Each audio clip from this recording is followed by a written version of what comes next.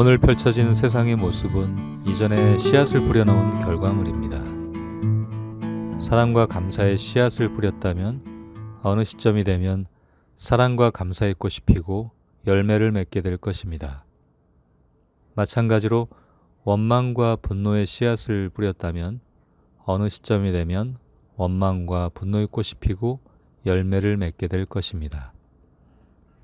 삶의 원리는 콩을 심으면 콩이 나오고 팥을 심으면 팥이 나오는 법입니다.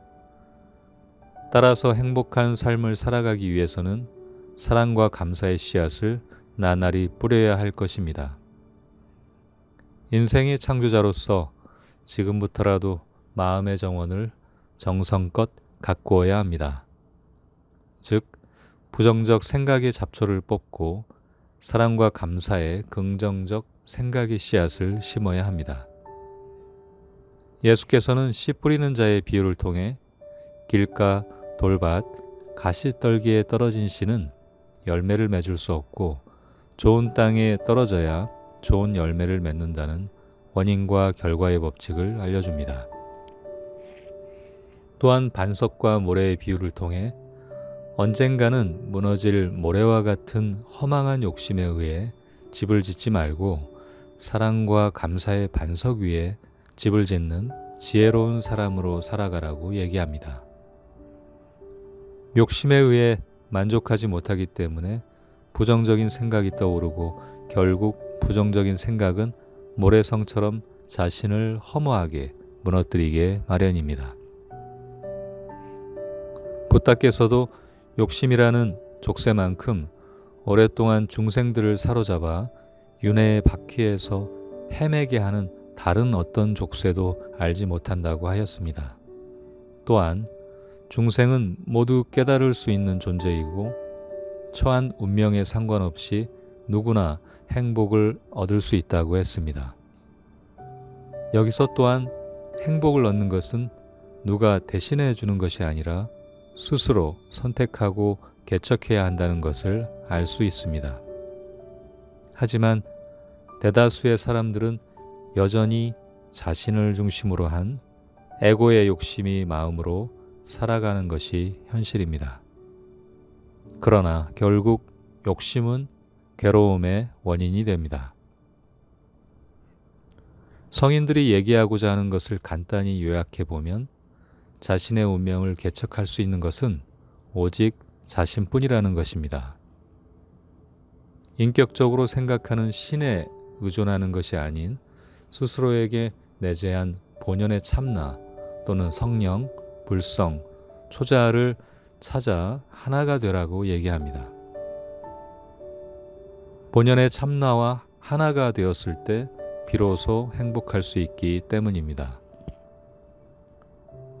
자신의 운명은 오직 자신만이 개척할 수 있다는 것은 좋은 업이든 나쁜 업이든 본인이 선택하여 만들어간다는 것을 의미합니다. 선택의 자유는 주어져 있지만 인간의 이기적인 에고의 마음은 자신에게 유리한 쪽으로 해석하고 판단을 내리면서 좋지 않은 업장을 선택하게 됩니다. 이렇게 쌓인 업장은 하는 일에 장애를 만나게 하고 하는 일에 어려움을 겪게 합니다.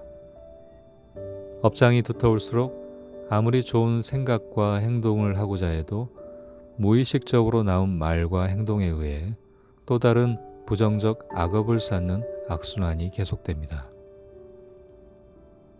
그래서 많은 사람들이 행복하지 못한 삶을 살아가게 되는 것입니다. 따라서 지금 이 순간부터라도 판단을 중지하고 고요히 부정적 생각들을 흘려보내면서 고요한 마음 속에서 지혜를 얻기 위한 내공을 키워야 합니다. 이것이 바로 수행입니다. 별도로 시간을 내서 조용한 곳에 앉아서 명상을 하는 수행도 필요하겠지만 매 순간 떠오르는 생각과 감정을 알아차리고 판단을 하지 않는 연습이 필요합니다.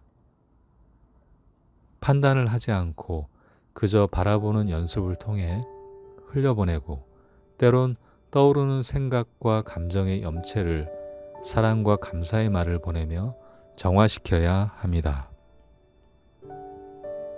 비록 사랑과 감사를 단순히 주문처럼 되뇌는 것만으로도 번뇌를 가라앉게 만들 수가 있습니다. 이처럼 수행을 통해 사랑과 감사의 마음을 키워나가게 되면 때가 되어 찾아온 업장은 소멸이 되고 마이너스의 업장의 잔고를 플러스로 전환할 수 있는 계기가 열립니다. 정화를 하면서 마음이 고요해지면 예전에 옳다고 여겼던 생각과 행동이 상대방에게 피해를 줄 수 있었음을 깨닫고 참회하게 됩니다. 다만 참회를 통해 이해하고 깊게 뉘우침이 필요할 뿐 죄의식에 빠져 있지 말아야 합니다. 참회는 성장을 위한 과정이고 참회를 통해 또 다른 이를 이해하고 용서하고 포용하는 사랑을 배울 수 있기 때문입니다. 지금 이 순간부터 사랑과 감사의 생각을 통한 말과 행동으로 씨앗을 뿌려나갈 때 행복의 열매는 도처에 피어나게 될 것입니다.